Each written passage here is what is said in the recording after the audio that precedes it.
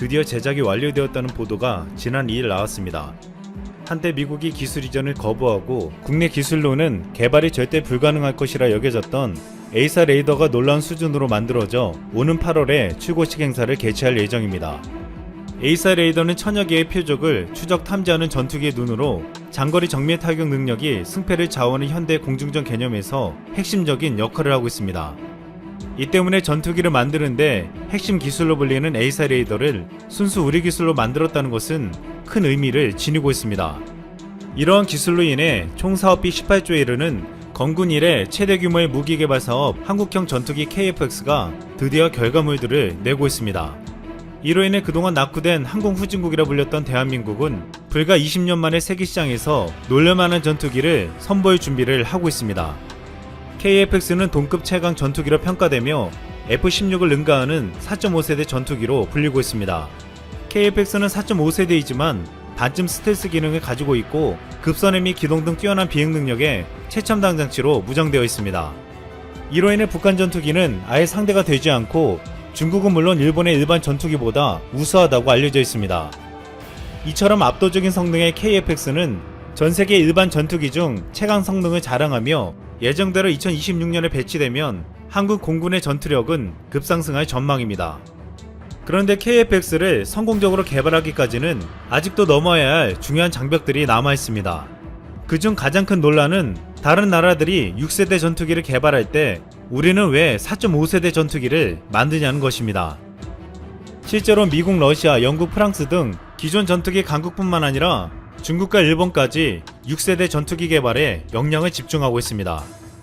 이들 국가 모두 2030년에 6세대 전투기 개발을 완료할 계획을 세우고 있습니다. 그런데 이들 국가가 6세대를 만들 때 우리는 왜 뒤처진 4.5세대를 만드냐는 것이었습니다. 전문가들은 2030년 주변에 중국, 러시아, 일본의 6세대 전투기가 한반도 주변 영공을 휘젓고 다닐 때 우리의 4.5세대 전투기 KF-X로는 이를 감당하기가 쉽지 않다고 보고 있습니다. 이 때문에 지금이라도 KF-X를 포기하고 한국도 6세대 전투기를 만드는데 전념해야 한다고 주장하고 있습니다. 하지만 또 다른 시각을 갖는 전문가들은 6세대 전투기 개발을 위해서라도 KF-X 전략화가 필수적이라고 말하고 있습니다. 한 방산업계 관계자는 전투기 양산 과정에서 부족한 기술력이 보완되고 각종 기능 개선이 이뤄진다며 KF-X의 양산화 과정은 6세대 전투기 개발을 위한 징검다리가 될 수 있다고 말하고 있습니다. 전력화를 통한 경제효과 또한 무시할 수 없는데 KF-X 사업을 통해 만들어진 일자리는 6,800여 개에 이르고 기업, 연구소, 대학 등이 참여해 일으킨 경제효과가 2조 원이 넘는다는 연구 결과가 있습니다. 또한 4.5세대 전투기를 만드는 것이 의미가 있다고 주장하는 다른 이유가 있습니다. 현재 등장하는 6세대 전투기 프로젝트 대부분은 5세대 전투기를 확보 못하는 국가들에게서 나왔다는 것입니다. 프랑스, 독일, 스페인, 스웨덴은 5세대 전투기인 F-35가 없고 영국의 경우에는 F-35B가 있으나 탑재량이 작고 항속거리가 짧습니다. 이들 국가에서는 5세대를 확보하는 것이 어려우니 6세대를 바로 개발할 수밖에 없다는 것이었습니다. 또한 아직도 6세대 전투기에 들어가는 기술들이 추상적이고 검증되지 않은 기술을 기반으로 한 전투기 개발에는 불안정성과 위험성이 존재할 수밖에 없다고 보고 있습니다. 미국도 새로운 개념이 너무 많이 들어간 5세대 전투기를 만들면서 온갖 시행착오를 거쳤습니다. F-35 프로젝트가 처음 시작할 때만 해도 2009년에는 군에 인도하고 2012년에는 전투 임무에 투입할 것이라고 큰 소리를 쳤습니다. 하지만 실제로는 10년이 지난 지난해가 돼서야 처음 시리아에서 실전에 투입됐고 아직도 계속 나오는 기술적 오류들을 수정하고 있습니다. 결국 6세대 전투기를 만들겠다고 큰소리 치는 나라들도 실제로는 실전에 배치될 때까지 얼마나 많은 시간이 걸릴지 모르고 제 역할을 하려면 수많은 시행착오를 거칠 수 있다는 것입니다.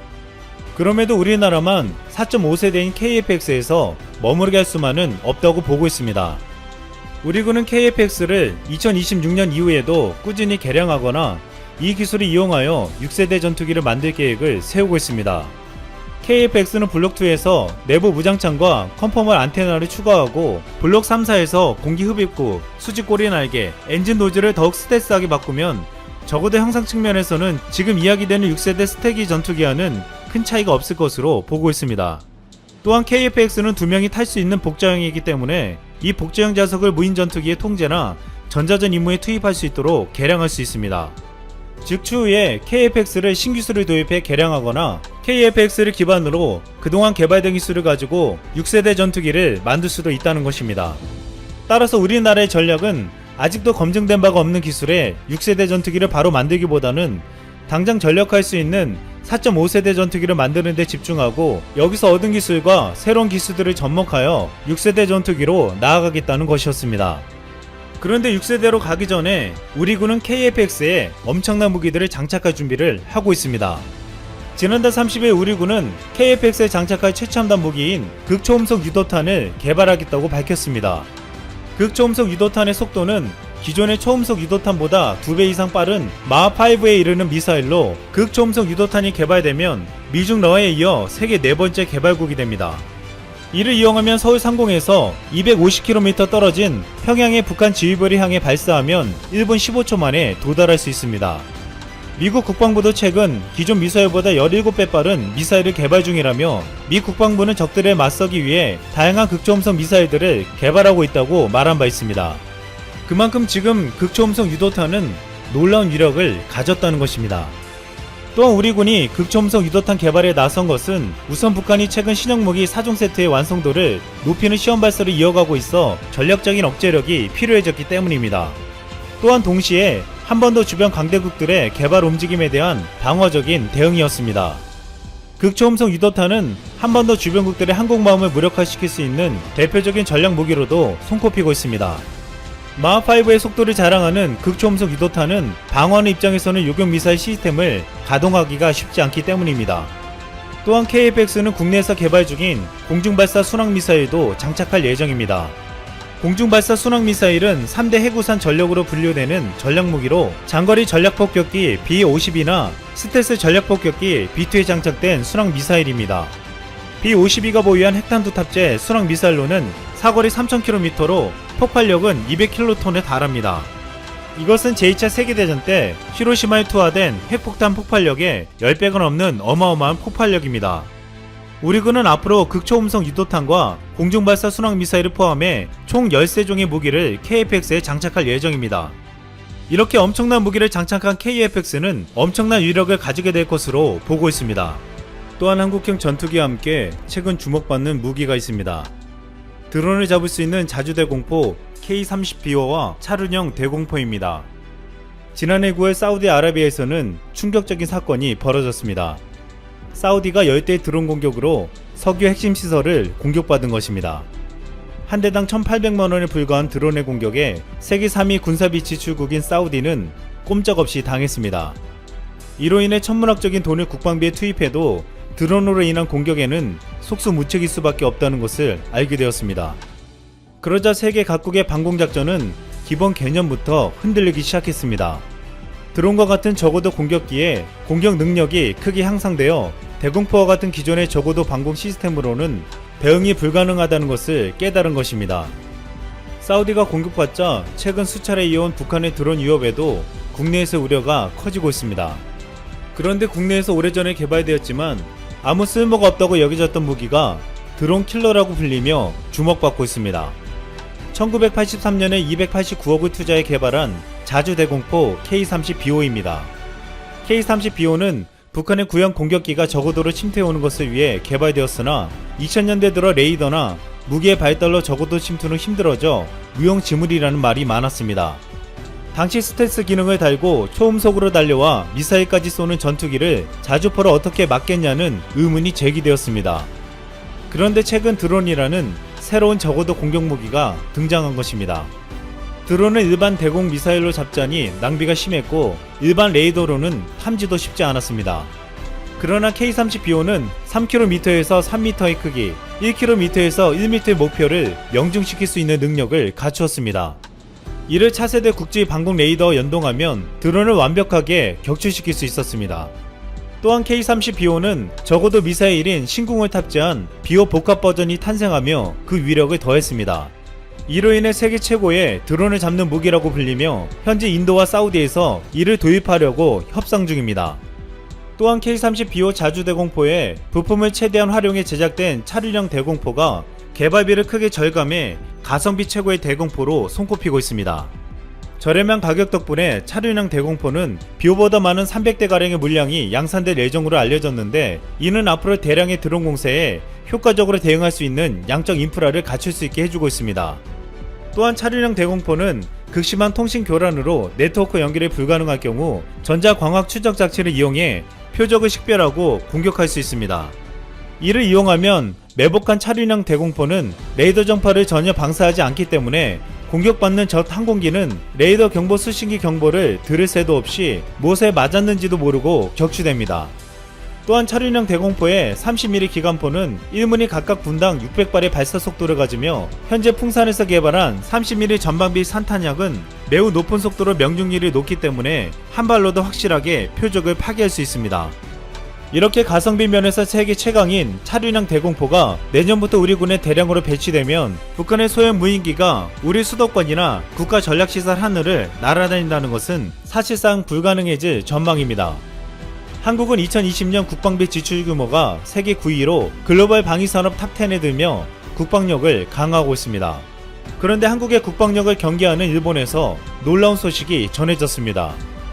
최근 5천억엔 규모의 육상 미사일 방어체계 이지스 어시어 배치 중단을 발표했던 고노다로 방위상이 자위대에서 불필요한 군사장비를 경매로 팔겠다는 것이었습니다. 여기엔 육상 자위관이 사용했던 도시락, 수통세트 항공 헬멧과 산소 마스크가 있었습니다. 고노다로는 이 경매 수입으로 미국산 최신의 전투기 F-35 한 대를 사겠다는 포부를 밝혔습니다. 국방비를 지출하지 않고도 공군력을 강화시키겠다는 고노다로의 과감한 행동은 우리나라를 비롯한 주변국들을 놀라게 만들고 있습니다. 김정은이 평양 종합병원 건설 현장을 직접 둘러보고 경로해서 공사 책임자 교체를 지시하고 간부들에게 역정을 냈다는 소식입니다. 김정은이 올해 당 창건 기념일까지 마무리 지으라고 지시한 평양 종합병원 건설 현장을 직접 둘러보고 문제점을 지적하며 책임자 교체를 지시했다고 노동신문이 20일 보도했습니다. 김정은은 공사 현장을 찾아 그동안 많은 일을 했으며 어려운 환경 속에서도 건설이 빠른 속도로 진척된 것에 대해 건설자들의 노력을 높이 평가한다 라면서 노동자들을 격려하면서 현장의 간부들을 호되게 질책했습니다. 김정은은 건설연합 상무가 아직까지 건설 예산도 바로 세우지 않고 마구잡이식으로 경제조직 사업을 진행하고 있다 라고 질타하며 당에서 인민들을 위해 종합병원 건설을 발기하고 건설작전을 구상한 의도와 배치되게 설비자재 보장사업에서 정책적으로 심히 탈선하고 있다 라고 꾸짖었습니다. 김정은은 또 인민들에게 각종 지원 사업을 장려해 인민들에게 부담을 씌우고 있다 라면서 이에 대한 책임을 물어 건설 현장 책임자를 교체하라고 지시했습니다.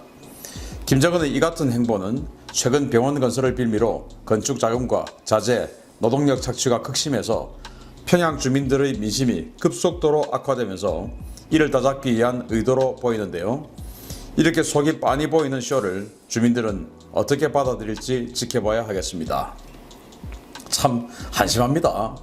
자, 여기 뒤에 여기 조감도가 지금 보이고 있는데 후면도예요. 여기 후면도가 보이면서 당 창건 기념탑 방향, 그리고 정면도 대동강 방향 이렇게 보이는데, 이 건물의 규모 또 모습 이런 거 보니까 거의 우리 서울에서도 가장 큰 규모의 병원이라고 할 수 있는 현대 아산병원 그 정도 규모의 크기인 것 같아요. 그러면은 우리 상상으로 현대 아산병원이나 강남에 있는 삼성병원, 세브란스 병원 이런 병원 하나 지으려고 하면 얼마나 많은 돈이 들겠습니까? 현대 아산병원 가보신 분 아시겠지만 거의 도시예요. 지금 그 정도 규모인 것 같은데, 이런 어마어마한 병원을 불과 1년도 안 돼서 다 지으라고 지시를 해놓고, 그리고는 여기 보니까 건설 예산도 바로 태우지 않고 마구잡이식으로 하고 있다. 그리고 이 어떻게 자재 조달을 어떻게 할 것인지, 예산을 어떻게 투입할 것인지 이런 거 전혀 준비되어 있지 않은 상황에서 그냥 착수해가지고 하고 있다라는 게 지금 아까 제가 읽어드린 그 내용에서 지금 나오고 있는데, 정말 한심한, 이거는 나라도 아니고 한심한 조직이에요. 한심한 조직. 그러면서 이거 주민들을 착취해가지고 이런 건물을 지으려고 하다 보니까 얼마나 많이 돈을 울고내야 되겠습니까? 그러다 보니까 이제 이 평양 주민들 그리고 그 외의 주민들의 반발이 보고가 계속 올라오겠죠. 그러다 보니까 이제 내가 한 게 아니고 내 밑에 놈이 한 거야 라고 지금 자신의 이 지시로 인해서 지금 이렇게 엄청난 착취가 이루어지고 있는 이 상황을 남에게, 부하에게 뒤집어 씌우고 있는 거예요. 비겁해도 이렇게 비겁할 수가 있습니까? 최고 지도자라고 하면 모든 책임은 내가 진다 라는 그런 마음을 가지고 조직을 이끌어야 그 조직에 있는 부하가 말을 듣죠. 뭐 잘못하면 네가 책임져 라고 하면 누가 실명이 나서 일을 하겠습니까? 지금 이 상태인 것 같으면 거의 뭐 지금 김정은이 나서서 책임자 처벌하고 이 상태인 것 같으면 지금 이렇게 하지 않으면 내가 위험하겠다라는 판단을 한 거예요. 자, 그렇게 길게 가지 말고 그냥 스스로 내려놓는 것이 이 정도 같으면 훨씬 낫지 않겠느냐라고 생각하고, 조금 더 길게 가면 편안하게 여생을 마칠 수 없는 상황이 올 것 같습니다. 그렇기 때문에 지금이라도 빨리 우리 대한민국의 또 연결되는 사람이 있다면 거기나 아니면 미국에게 연결해서 빨리 돈 좀 받아가지고 스위스로 가는 것이 낫지 않겠나. 왜 자꾸 능력도 안 되면서 이렇게 주민들 괴롭히고, 우리 또 더군다나 우리 관계도 별로 없는 우리까지 이렇게 괴롭혀 나가는지, 오직 몇 명 잘 살기 위해서. 너무한 거 아닙니까? 참 한심합니다. 참 분노가 치밀어 오르네요. 두 번째 소식입니다. 이건 또 더 분노가 치밀어 오르는데요. 세계 각국에서 탈중국 릴레이가 이어지면서 위기에 처한 중국이 가장 만만한 한국 정부에게 중국에 대한 글로벌 공급 체인을 유지하라는 압력을 가한 사실이 확인됐습니다. 미국이 화웨이 등 중국 기업의 글로벌 공급 체인을 하나둘 끊고 있는 가운데 위기에 처한 중국이 외교 채널을 통해 한국 정부에 글로벌 공급 체인 유지에 협력하라는 요구를 했다고 헤럴드 경제가 20일 보도했습니다. 이 매체가 복수의 외교 소식통을 인용해 보도한 바에 따르면 당국은 유진승 중국 외교부 정책기획사 사장이 지난 16일 외교부와 화상으로 국장급 비공개 정책 대화를 진행하면서 산업 공급망 안정성 유지를 위해 중국에 협력해야 한다고 한국 정부에 압력을 넣은 것으로 전해졌습니다. 중국은 정식 외교 채널을 통해 직접적으로 글로벌 공급망 유지를 요구했고, 이에 한국 외교부는 동아시아 지역 경제를 위해 협력하겠다라고 약속한 것으로 알려졌습니다. 중국의 이런 압박은 최근 스티븐 비건 부장관 방한을 통해 반중 네트워크 참여를 촉구한 미국의 행보 직후 나온 것으로, 한국이 미국 주도의 경제번영 네트워크에 참가하는 것을 막기 위한 중국 정부의 직접 압박 행보로 풀이됩니다. 중국은 과거 사드 배치 당시에도 자신들의 외교적 압박이 통하지 않을 경우에 각종 제재를 통해 보복을 일삼아 왔는데요. 미국과 중국의 동시 압박에 양자택일의 기로에 놓인 우리 정부가 과연 어떤 결정을 내릴지 주목됩니다. 지금 미국이 화웨이 제재를 비롯해서 화웨이나 샤오미 같은 이 스파이 행위를 하고 있다고 의심되는 그 기업들, 특히 이제 화웨이는 거의 유력하고 확실한 정황 증거들이 너무 많죠. 그렇게 해서 이제 거기에 부품을 공급하지 마라. 그리고 화웨이 제품을 채택하지 마라. 이제 이런 압력을 많이 넣고 있는데, 그래서 화웨이가 그동안 가지고 있었던 여유 부품 재고가 올 10월 정도 되면 이제 끝난다라고 이렇게 하는 전문가들이 많지 않습니까? 그러면 이제 10월 다 돼 가죠. 그러면 화웨이 문 닫아야 될, 또는 상당히 경영이 어려워질 상황이 이제 곧 닥쳐옵니다. 그리고 화웨이뿐만 아니고 ZTE라든지 샤오미라든지 중국의 그런 여러 전자회사, 또 다른 어떤 그 분야의 여러 회사들의 지금 미국을 비롯해서 파이브 아이스 국가들, 거기다가 프랑스, 이제는 이태리까지 가세를 해서 이렇게 압박을 하고 있으니, 특히 IT 강국인 이 대한민국이 여기에 나서지 마라 라고 하는 것은 중국 입장에서는 당연히 요구를 했겠죠. 그런데 이렇게 IT 부품을 공급을 많이 할 수 있는 능력을 가진 나라가 한국, 대만 이런 나라가 이제 중국 주변에 있는 나라 아니겠습니까? 그런데 대만 업체가 중국에 납품을 하는지 안 하는지는 저는 제가 경제 전문가가 아니기 때문에 정확하게 파악을 할 수 없지만, 제가 이제 이 국제 정치 전문가로서 분석을 했을 때 지금 대만이 미국과 특수전연합사령부를 창설하고 이런 여러 가지 군사 안보 협력을 강화해 나가고 있는 이런 상황으로 봐서는 미국의 여러 가지 요구가 대만에게도 들어갔을 겁니다.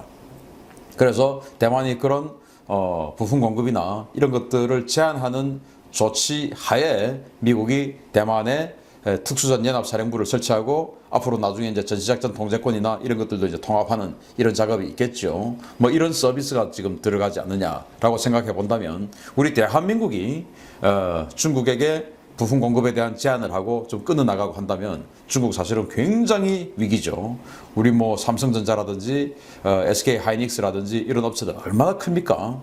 그런데 이 SK 하이닉스 회장을 주중 대사가 직접 불러서 부품 공급 제대로 하라라는 협박 압박까지 했지 않습니까? 그렇기 때문에 우리 정말 잘 판단해서 장기적으로 어느 것이 국익과 또 회사의 이익에 맞는지 잘 판단해야 할 것 같고요. 그런데 저는 여기서 우리 정부가 참 제 마음하고는 맞지 않는 것이 뭐 정부도 뭐 얼마나 고민을 했는지 모르겠으나 제 마음하고는 맞지 않는 것이 미국이 여러 가지 요구를 하고 부탁을 하고 할 때는 뭐 담화하게 거절하고 대답도 하지 않고 이렇게 하더니 중국이 이렇게 거의 뭐 압박이 아닌 협박을 하니까 동아시아 지역 경제를 위해 협력하겠다라고 약속을 했다. 참 동아시아 지역 경제를 우리가 왜 생각합니까? 대한민국의 생존을 생각해야죠. 대한민국의 생존을 위해서 도대체 미국이 중요하고 더 강한지 중국이 더 중요하고 강한지 제대로 판단해야 됩니다. 그런데 우리 정부는 제대로 판단 못하는 것 같아서 너무 안타깝고 어떤 면에서는 분하기도 합니다. 세 번째 소식입니다. 트럼프 행정부가 주한미군 감축에 대한 내부 논의를 본격화한 움직임이 보이고 있는 가운데 공화당 내에서 이에 반발하는 목소리가 커지고 있다는 소식입니다. 미 국방부가 백악관에 주한미군 감축 옵션을 제시했다는 소식이 전해지자 공화당 내에서 이에 반발하는 목소리가 커지고 있다고 월스트리트 저널이 18일 보도했습니다. 월스트리트 저널은 앞서 17일 국방부가 트럼프 대통령에게 주한미군 감축을 포함한 동북아 지역 미군 재배치 방안을 보고하고 관련 검토에 나섰다고 보도한 바 있는데요. 관련 보도가 전해지면서 집권 공화당 내에서 강력한 반발 목소리가 나오고 있다는 후속 보도를 냈습니다. 공화당의 벤 세스 상원 의원은 주한미군 감축이라는 이런 종류의 전략적 무능은 지미 카터 수준일 지경이다 라며 격분했고 마크 그린 하원 의원 역시 중국과 맞서는 데 있어 한국은 매우 필요한 파트너로 오히려 미국이 한국에게 감사해야 한다 라는 입장을 내놓았습니다. 친공화당 성향 싱크탱크와 전문가들도 같은 목소리를 내고 있습니다. 해리 카지아니스 미 국익연구소 한국 담당 국장은 트위터를 통해서 한국을 이렇게 대하는 것은 잘못이다.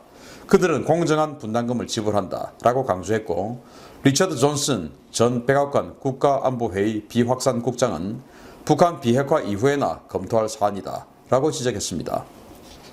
월스트리트 저널은 주한미군 철수 또는 감축은 미군을 영내에서 쫓아내고 싶어하는 중국 매파들에게 큰 선물이 될 것이다 라며 트럼프 행정부 내에서 검토되고 있는 주한미군 감축의 위험성을 경고했습니다. 맞습니다. 트럼프 행정부 정말 잘못 생각하고 있습니다.